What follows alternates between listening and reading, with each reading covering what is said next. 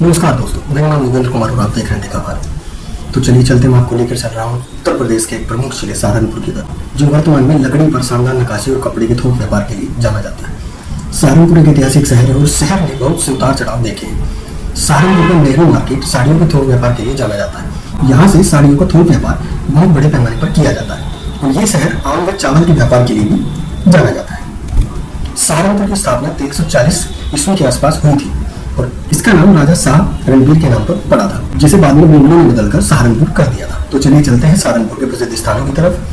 पहले नंबर पर है बाबा लालदास का बाड़ा। बाबा लालदास एक महान संत थे जिन्होंने तपस्या करके सहारनपुर को अपनी तपस्थली बनाया था। उनके तप और साधना से मुगल सम्राट दारा सिकोह और शाहजहां भी उनकी मुरीद हो गए थे। कहा जाता है कि बाबा लालदास मां गंगा के परम भक्त थे और रोज सहारनपुर से हरिद्वार मां गंगा में स्नान करने जाते थे। बाबा लालदास की कुटिया में हाजी शाह कमाल भी रहा करते थे। दोनों के बीच अच्छी दोस्ती थी। बाबा लालदास सूर्योदय होने से पहले हरिद्वार जाते थे और मां गंगा में स्नान कर लौट आते थे। दूसरे स्थान पर है नौगजा पीर। सहारनपुर के बाहरी इलाके में स्थित एक धार्मिक स्थल है। यह दरगाह और मंदिर का सुंदर संयोजन है। यहाँ पर सभी समुदाय के लोग आते हैं और पूजा अर्चना करते हैं और अपनी इच्छाएं मांगते हैं। यह सहारनपुर, देहरादून, हरिद्वार राजमार्ग पर स्थित है। और तीसरे नंबर पर है माता बालासुंदरी का मंदिर, जो कि सहारनपुर से 46 किलोमीटर की दूरी पर देवबंद में स्थित है। ऐसा कहा जाता है कि यहाँ पर देवी सती का गुप्तांग गिरा था, इसलिए इस मंदिर की मान्यता अत्यधिक है। और यह मंदिर 5000 साल से भी पुराना है। यहाँ पर देवी सती का गुप्तांग गिरा था, इसलिए इस मंदिर की मान्यता अत्यधिक है। साल भर में एक बार अप्रैल माह में यहाँ पर मेला भी लगाया जाता है। और चौथे स्थान पर है सहारनपुर का फेमस कंपनी गार्डन।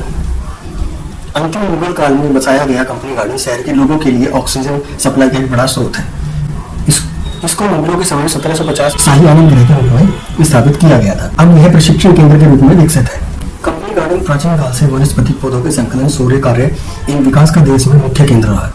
उद्यान के रूप में संचालन के लिए रोहिल्ला सामंत गुलाम कादिर ने 1786 ईस्वी में 7 गांवों की मालगुजारी की थी। इसके बाद उद्यान की देखभाल मराठा राजाओं के हाथों में आ गई थी। अब कंपनी गार्डन का नाम बदलकर नेताजी सुभाष चंद्र बोस उद्यान कर दिया गया।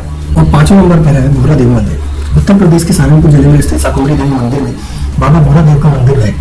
मान्यता है कि माता के दर्शन से पहले बाबा भूरा देव के दर्शन करने अनिवार्य है। मान्यता है कि भूरा देव ने मां शाकुंभरी के चरणों में रहकर भक्ति करने की इच्छा जताई थी। तब देवी मां ने बाबा भूरा देव को वरदान दिया कि जो भी श्रद्धालु सिद्धपीठ पर उनके दर्शन करने आएगा, उससे पहले बाबा भूरा देव के दर्शन करने होंगे। यह मंदिर माता शाकुंभरी देवी के मंदिर से 1.5 किलोमीटर पहले स्थित है। यह मंदिर माता शाकुंभरी देवी तक जाने वाली सड़क पर स्थित है। मान्यता है कि माता के दर्शन से पहले माता के सेनापति कहे जाने वाले बाबा भैरव के दर्शन किए जाते हैं, तभी सिद्धपीठ की यात्रा पूर्ण मानी जाती है। और 6वें नंबर पर है मां शाकुंभरी देवी मंदिर। मां शाकुंभरी देवी की कथाओं के मुताबिक उन्होंने अकाल और खाद्य संकट से मुक्ति दिलाने के लिए अवतार लिया था। उन्हें सब्जियों और फलों की देवी भी कहा जाता है। तथा एक कथा के मुताबिक जब पृथ्वी पर अकाल पड़ा था तो मुनियों ने मां शाकुंभरी से प्रार्थना की थी। तब मां शाकुंभरी ने अपने शरीर से उत्पन्न शाकों से संसार का भरण पोषण किया था। और एक और कथा के मुताबिक पार्वती जी ने शिव जी को पाने के लिए कठोर तपस्या की थी। उन्होंने अन्न जल त्याग दिया था और केवल 7 सब्जियां ही खाई थी, इसलिए उनका नाम शाकुंभरी देवी रखा गया। और 7वें नंबर पर है बागेश्वर महादेव मंदिर। सहारनपुर के बागेश्वर महादेव मंदिर का इतिहास मराठा शासकों के समय का है। मान्यता है कि इस मंदिर में शिवलिंग धरती से प्रकट हुआ था और यह मंदिर पश्चिमी यूपी का सबसे ऊंचा मंदिर है। और मान्यता है कि अभी यहाँ पर भगवान सिंह के 5 शिवलिंग में से एक बागेश्वर शिवलिंग है। और उन्होंने बताया कि अंग्रेजी शासन में यहाँ पर मराठाओं का राज हुआ करता था।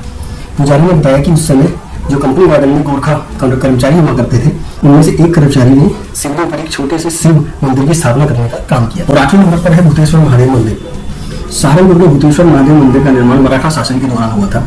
यह मंदिर धोबी घाट पर बना हुआ है। इस मंदिर को भूतेश्वर सिद्धपीठ भी कहा जाता है। मान्यता है कि नियमित पूजा करने से आपकी सारी मनोकामनाएं पूरी होती है।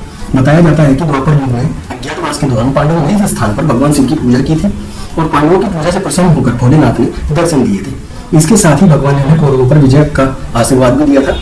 7वीं शताब्दी में इस स्थान पर स्वयंभू शिवलिंग अवतरित हुआ था।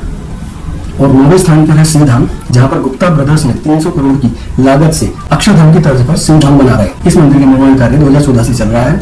सहारनपुर के मूल निवासी गुप्ता बंधुओं की भगवान शिव में अगाध आस्था है, तो इसलिए इस मंदिर का निर्माण किया जा रहा है गुप्ता बंधुओं द्वारा। और चौथे स्थान पर है बोटैनिकल गार्डन। सहारनपुर वनस्पति उद्यान भारत के सबसे पुराने उद्यानों में से एक है। इसका इतिहास 1750 ईस्वी से भी पुराना है। तब इसका नाम फराहत बख्श था। यह मूल रूप से एक मनोरंजन स्थल के रूप में बनाया गया था, जिसे 1770 के दशक में एक स्थानीय प्रमुख ने बनवाया था। 1817 ईस्वी में इसे ईस्ट इंडिया कंपनी ने अधिग्रहित कर लिया था।